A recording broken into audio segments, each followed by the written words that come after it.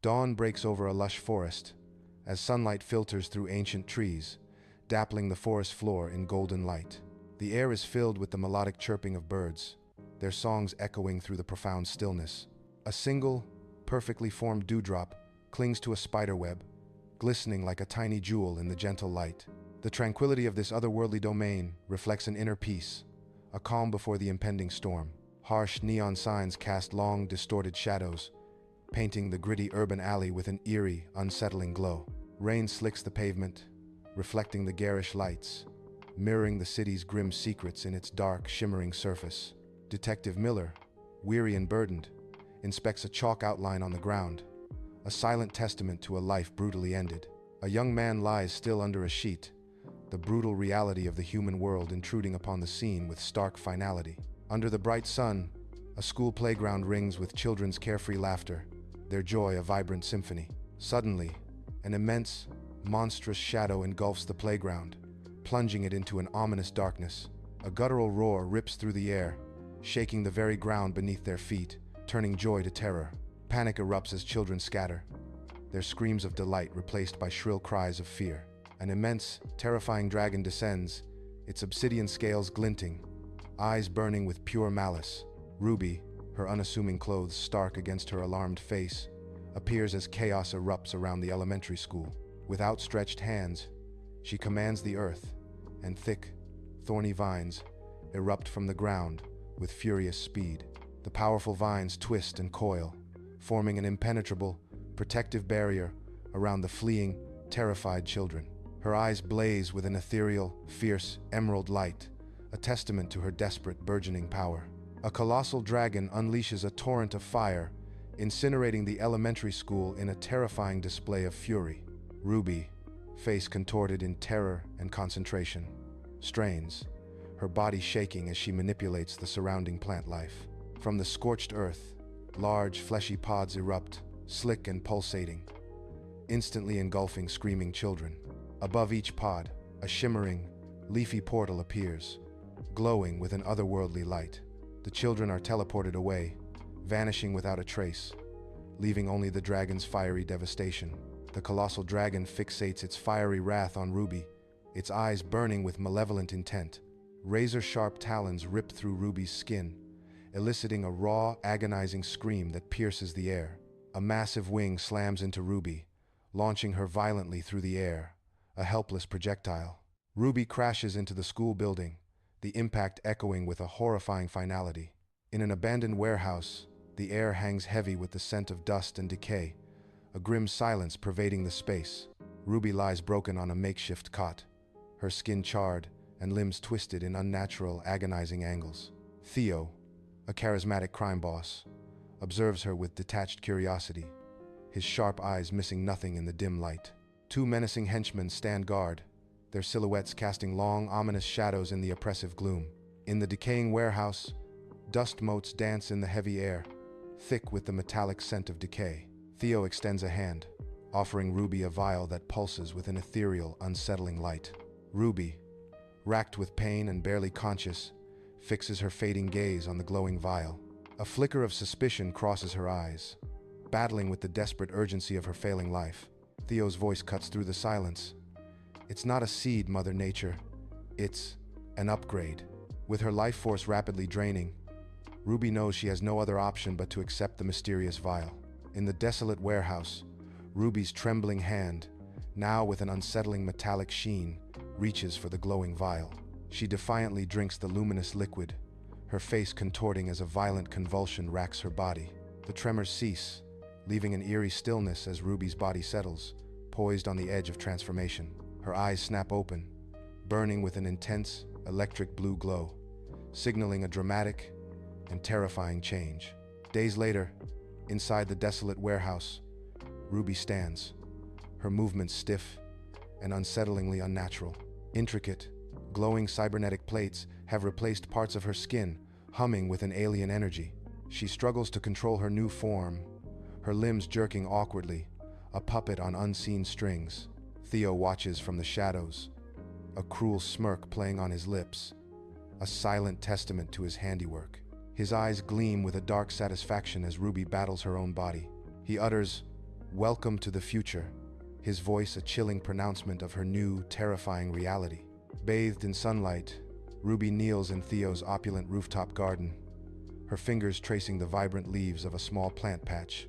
A silent plea passes between her and the plants, their foliage unfurling slightly, yet a furrow of disconnect mars Ruby's brow. She reaches for a sleek metallic watering can, a symbol of her new dependence, her touch almost hesitant. The shimmering water reflects a subtle, chilling gleam, revealing the cold reality of her cybernetic enhancements. City lights twinkle like scattered diamonds beyond the expansive windows of Theo's penthouse, a silent witness to the night's unfolding drama. Inside, the air is thick with anticipation, illuminated by the soft, ornate glow of a single lamp casting long, dancing shadows. Theo and Ruby sit opposite each other, a polished chessboard, a silent battleground between them, pieces poised for a strategic war. Their eyes lock, a silent contest of wills. Theo's piercing gaze searching for a tell, Ruby's face an unreadable, steady mask. The air crackles with unspoken tension, the delicate balance of their power dynamic, shifting with every calculated glance and subtle movement. In the opulent throne room, Ruby stands resolute before a formidable council of monarchs, their faces etched with ancient power. King Alaric, stern and aged, fixes Ruby with a gaze that blends awe and deep apprehension. Queen Isolde, regal and composed, echoes the king's conflicted emotions, her eyes scrutinizing Ruby's every move. The air crackles with unspoken tension as the monarchs debate, their voices a low murmur, questioning Ruby's methods of justice. Ruby's intervention, a storm of controversy, hangs heavy in the air, her very presence challenging the established order. Prince Kai paces in the royal palace, his face etched with concern, as Ruby stands before him, subtly altered. A metallic sheen reflects the torchlight from Ruby's form, the tension in the air palpable. "Your transformation, it's unnatural." Prince Kai's voice is laced with accusation. "What have you done?" Ruby's gaze is unwavering as she declares, "I have done what was necessary. My authority is ancient, and now it is forged anew."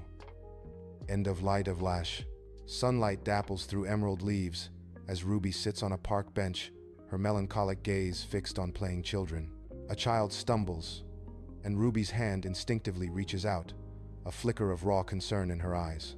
Her arm freezes mid-air, a new, unfamiliar power thrumming beneath her skin, startling her. Ruby stares at her hand, a profound sense of wonder and fear etched on her face. A flash of a past memory, a glimpse of her former self, crosses her mind, sharp and vivid. A sudden, deep pang of loss washes over Ruby, her expression twisting with sorrow and longing. In Theo's lab, Ruby lies on a diagnostic bed, her form bathed in the eerie glow of holographic readouts. Intricate patterns of flora and circuitry shimmer around her, revealing her complex inner workings. A scientist, a woman in her 30s, gestures towards the projections, explaining Ruby's vital dependence on water. Ruby watches, a flicker of nascent fear sparking within her cybernetic eyes. The stark reality of her existence hangs heavy in the air, a fragile balance of life and technology. The abandoned factory's darkness is pierced by the metallic tang of rust and decay as Ruby confronts Theo's rivals. Ruby moves with terrifying grace, a blur of motion. Her combat, a dance of destruction and raw power. Her hands rise, and the surrounding metal groans, twisting and bending to her will, forming powerful shields. Whips of steel lash out, her every movement a fusion of nature's fury and mechanical precision. She is an unstoppable force, her new combat style, a terrifying spectacle in the night. City lights twinkle far below as Theo, impeccably dressed, gestures around his opulent penthouse, a chill filling the air. Ruby stands opposite him, her expression unreadable, the soft glow of the city reflecting in her eyes. Theo's voice cuts through the tension. "I offer you my resources, Ruby, in exchange for your unique abilities to maintain order." Ruby's gaze intensifies as she counters, "I must consider the moral cost of such an alliance." In a sun-drenched rural landscape, Ruby sits by a flowing river, her cybernetic parts gleaming. She closes her eyes, a serene expression on her face, as the rhythmic sound of the water washes over her. The river's steady flow seems to infuse her with a quiet strength, a palpable calm. This deep connection to nature becomes her new seed, her anchor to life, as she finds peace. The sunlight shimmers on her metallic limbs, reflecting the inner tranquility she now possesses. In the royal palace library, Ruby hunches over a heavy tome, dust motes dancing in the sunlight around her. Her fingers trace the faded script, surrounded by ancient texts on overflowing shelves, all worn with age. Ruby meticulously researches, seeking any explanation for the recent dragon attack, her gaze intent. Her eyes widen as she uncovers passages detailing prophecies of ecological imbalance and reawakened mythical creatures. The profound revelation settles heavily upon her, a daunting weight of human greed and its consequences. Under the moonlit canopy, Ruby, aglow with ethereal light, steps through the rustling underbrush. Her ancient eyes fix on a majestic griffin, its feathers ruffled, a wing bent unnaturally, whimpering softly. Ruby kneels, her hands extending, as a soft golden light emanates from her palms, washing over the injured creature. The griffin's deep amber eyes meet hers, revealing a profound ancient wisdom within their depths. A silent, powerful understanding passes between them, a bond forged in the mystical glow of the night. In Theo's opulent penthouse, bathed in neon city glow, Ruby faces him, her eyes sharp and determined. Theo, impeccably dressed, offers a knowing smirk, the air crackling with their unspoken accusations. Ruby challenges him, her gaze narrowing. "Tell me, Theo, what do you really know about the dragon attack?" Theo's smirk widens. "My dear Ruby, a man in my position knows many things. Which things are you referring to?" Ruby's resolve hardens. "Don't play coy. If you're holding back information, you're making a grave mistake." Theo's eyes gleam with a hint of mischief. "Some truths are best revealed with a flourish, wouldn't you agree?" Atop a windswept mountain peak, Ruby stands silhouetted against the nascent dawn, a solitary figure commanding the vast expanse. Below, the sprawling city awakens, a mesmerizing tapestry of lights and shadows stretching to the horizon.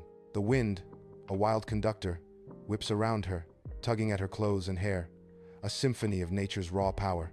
Ruby feels the dual pulse of untamed nature and intricate technology, a profound connection binding two worlds. Her gaze sweeps across the landscape, a dawning understanding of her unique destiny as a bridge between realms. The opulent royal meeting room, adorned with tapestries of ancient victories, is hushed as Ruby stands before the monarchs. With conviction, Ruby gestures to a scroll detailing ecological degradation and its chilling link to mythical creature attacks. King Alaric, seated on his ornate throne, strokes his beard, a skeptical frown etched deeply on his face.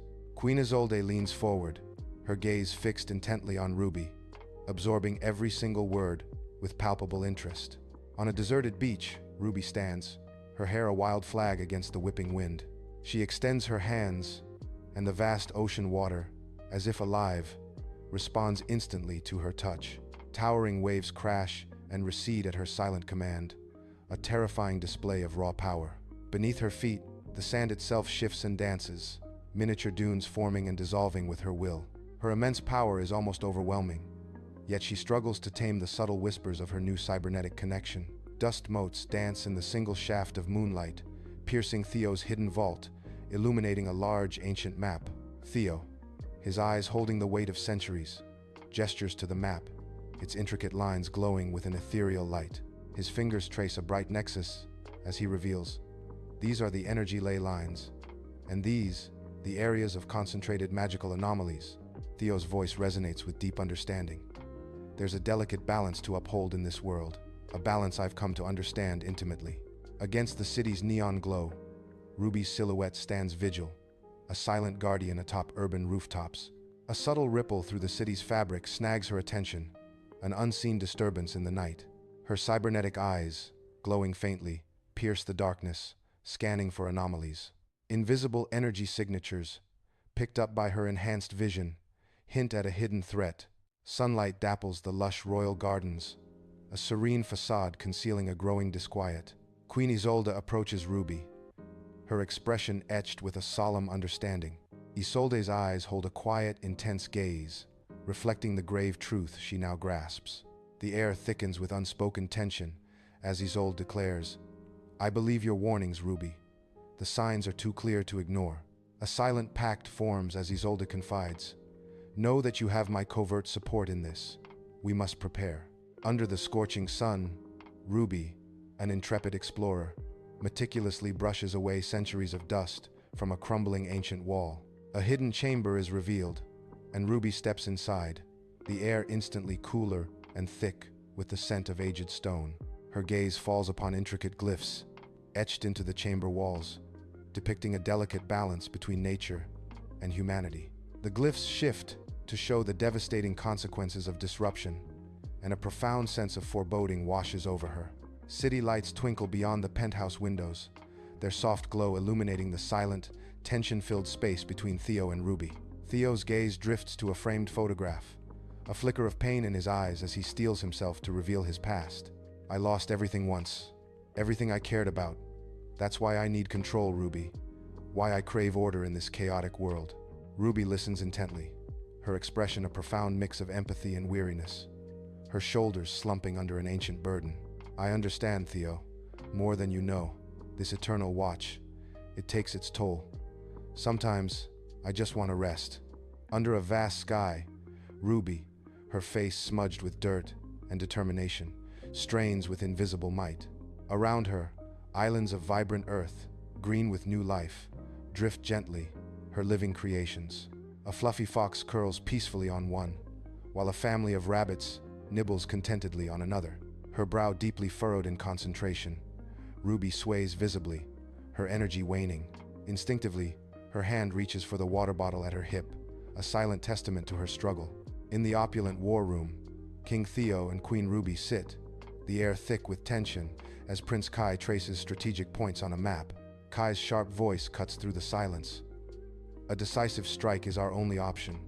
We mobilize the legions, push them back.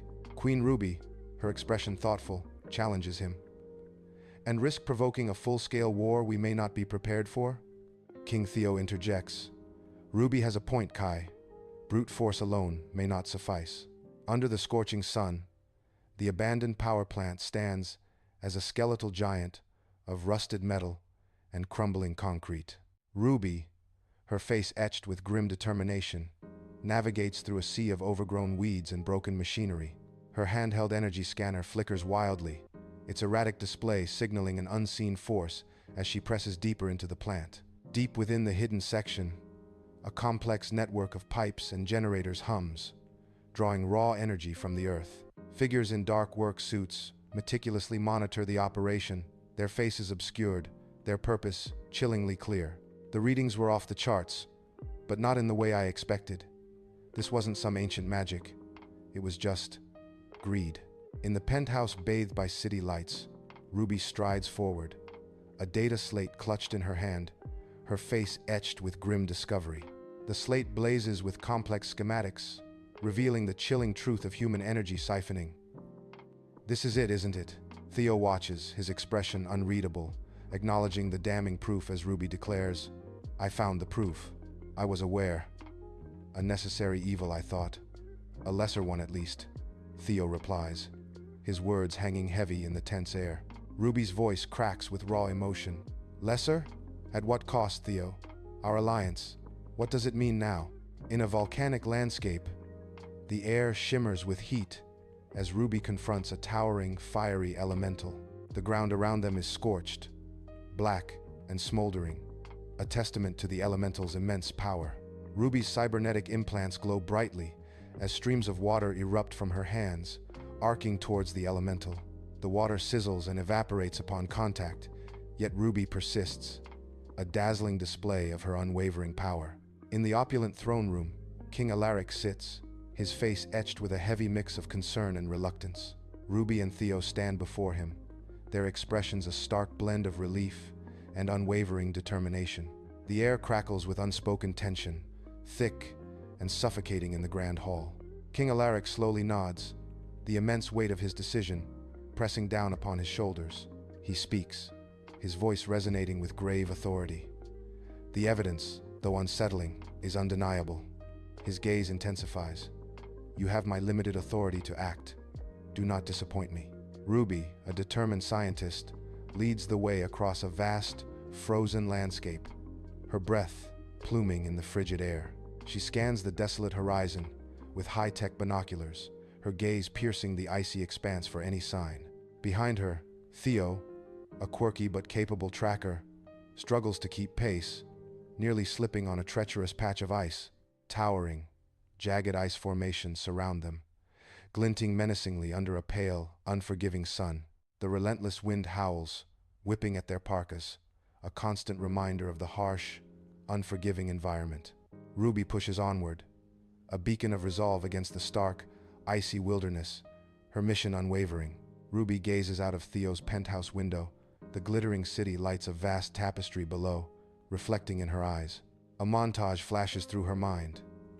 Once soft, organic hands now gleam with metallic, sleek power. She sees herself as Mother Nature, a figure of serene power, her essence intertwined with the natural world. Then, the vision shifts.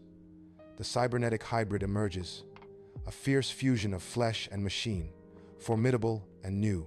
A subtle, knowing smile plays on her lips, a deep acceptance of her dual existence, her new identity settling within. Ruby and Theo, their faces grim, stand at the edge of a once vibrant forest, now a wasteland of charred earth. Skeletal trees pierce a sky thick with the scent of sulfur and decay, a testament to immense, destructive power. Their boots crunch on ash and broken rock as they move deeper into the devastation, their resolve unshaken. They discover ancient markings carved into a massive scorched stone, symbols of a forgotten civilization's demise. Further on, deep, metallic-looking gouges scar the earth, leading ominously towards a cavern entrance.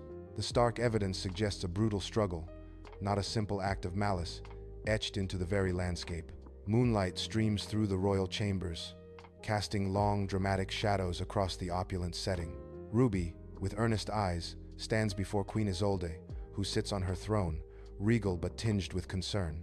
Ruby speaks, her voice filled with conviction. "Your Majesty, I believe the dragon's recent aggressions are not random acts of malice."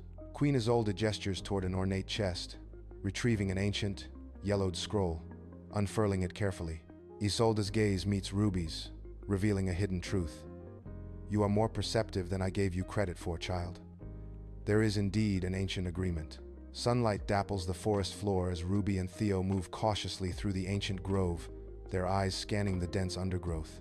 They approach a gnarled ancient tree, its bark resembling a wizened face, a silent sentinel of the forest. The dryad, withered yet radiating immense power, emerges from the tree, her eyes like polished stones fixing on Ruby and Theo. Her voice, ancient and resonant, declares, "The pact is broken. The consequences of human actions ripple through these lands." In Theo's penthouse, a holographic energy grid illuminates Ruby and Theo's faces with an ethereal glow. Ruby gestures, her cybernetic arms sparking faintly, a silent testament to her advanced modifications. Theo, deep in thought, taps a stylus to his chin, his eyes fixed on the intricate patterns of the grid. The soft light of the complex energy grid casts dancing shadows, hinting at a future yet to unfold. Under the bright sun, Ruby stands on a makeshift stage in the city square, her presence commanding. Holographic images shimmer around her, displaying pristine nature juxtaposed with ecological devastation. Her voice, clear and resonant, fills the square. "We stand at a precipice. The beauty you see is under threat. Our choices led to this crisis. But it is not too late. We have the power to change, to heal, to ensure a future." Ruby steps forward, not with a weapon, but with an outstretched hand, her fingers glowing with a soft, warm light. Around her, the scorched earth transforms. Cracks soften, vibrant green shoots emerge, pushing through the ash. A parched stream bed glistens with newly flowing water. As the dragon watches, its ancient eyes narrowed in confusion. Theo strategically creates diversions, drawing the dragon's attention to allow Ruby to focus on her work. The colossal dragon, a moment ago a tempest of rage, begins to visibly relax. Ruby's healing energy, a shimmering aura, washes over its massive scales, a beacon of hope. Its fiery eyes, once ablaze with hostility, soften, their fierce glow dimming into serenity. A profound glimmer of ancient wisdom returns to the dragon's gaze, a timeless understanding. The palpable tension in the air slowly dissipates, replaced by a fragile, breathtaking sense of peace. Ruby, trembling with exhaustion, reaches out to the dragon, a profound connection sparking between them. The dragon's massive head lowers, its fierce eyes now holding a flicker of deep sorrow. A final mournful roar echoes through the lair, a sound of profound loss. With a mighty beat of its wings, the dragon launches itself skyward, a majestic ascent. Higher and higher it soars, becoming a mere silhouette against the fading light. The dragon, no longer a threat, vanishes into the vast expanse of the sky. Sunlight streams through the tall arched windows of the throne room, illuminating dust motes dancing in the air. Ruby, Theo, and the monarchs gather around an ornate table, a newfound respect palpable in the hallowed space. King Alaric, his rigid demeanor softened, gazes at Ruby with a humbled expression, a silent acknowledgement of her impact. Prince Kai's eyes linger on Ruby, his admiration clear and unwavering, a testament to her unconventional wisdom. King Alaric declares, "Your methods, Ruby, though unconventional, have proven remarkably effective. You have my full support." Months later, the lush forest pulses with vibrant life, a verdant sanctuary bathed in the gentle daylight. Ruby, her cybernetic parts now a seamless extension of her form, moves with ethereal grace among young individuals. She guides them with deliberate, gentle gestures, emphasizing nature's delicate, intricate balance. A genuine, peaceful smile graces her lips, reflecting a profound contentment. Her presence emanates serenity, a testament to her harmonious integration with the wild beauty surrounding them. Ruby and Theo sit by the river, a comfortable silence stretching between them, a testament to their profound, unspoken bond.